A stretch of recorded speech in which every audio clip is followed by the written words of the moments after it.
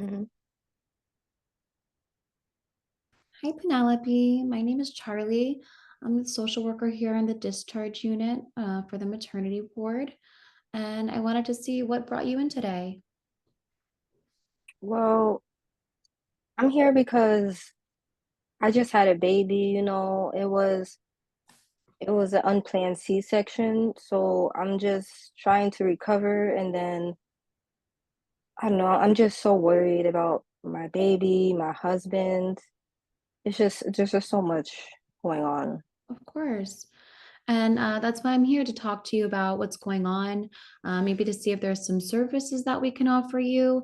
And before we get into everything, I just wanted to touch on confidentiality with you. Everything that you say here in this room will stay between me and you, unless I believe that there's a real risk or threat to your physical safety or to someone else's physical safety. That's the only time that I would, bring something up to my supervisor. Otherwise, everything will stay between us. Like, what do you mean by harming myself or others? You think I'm gonna hurt my baby? No, I wouldn't think that you would hurt your baby. But as a mandated reporter, that's something that I would do if I believe that you are in a position that you would hurt yourself, um, or that you would hurt somebody else, anybody else. So that's the only time that I would bring that up to somebody else. Otherwise, I want you to feel comfortable to talk with me about everything, and and see how we can help you.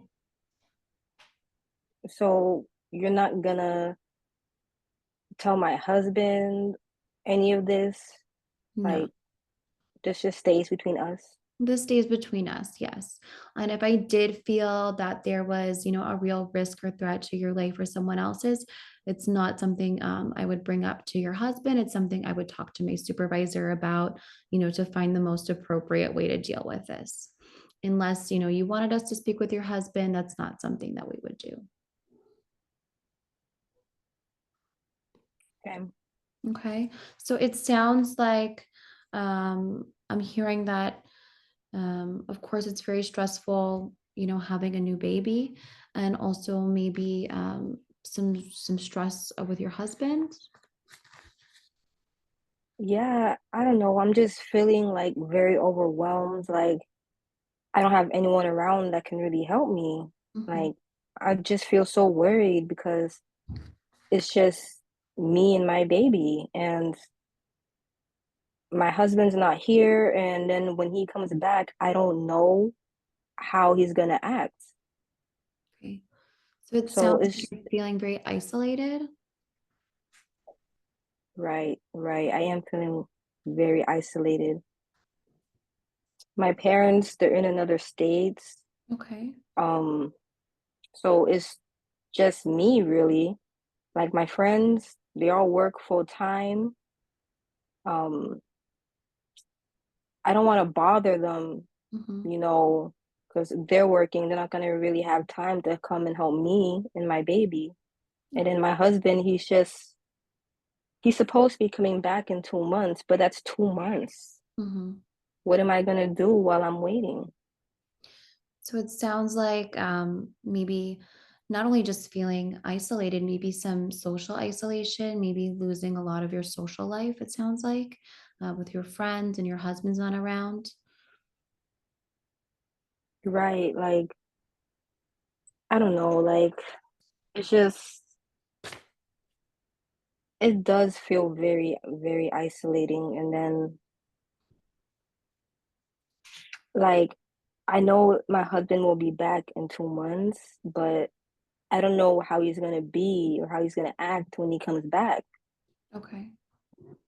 So because it he's sounds like you haven't been really communicating with him lately, maybe, and you're not sure what kind of state of mind he's in.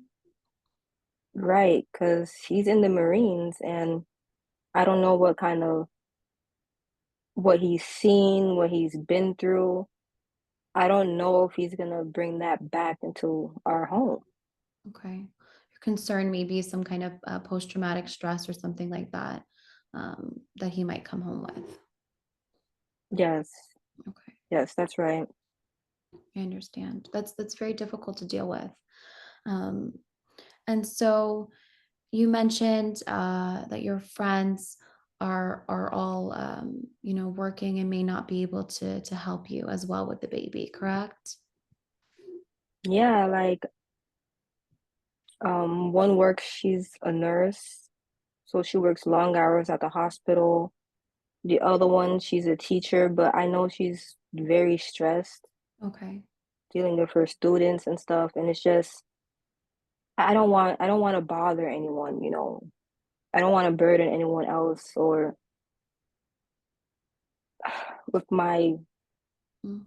with my fears, my worries. I don't know, it's just so much.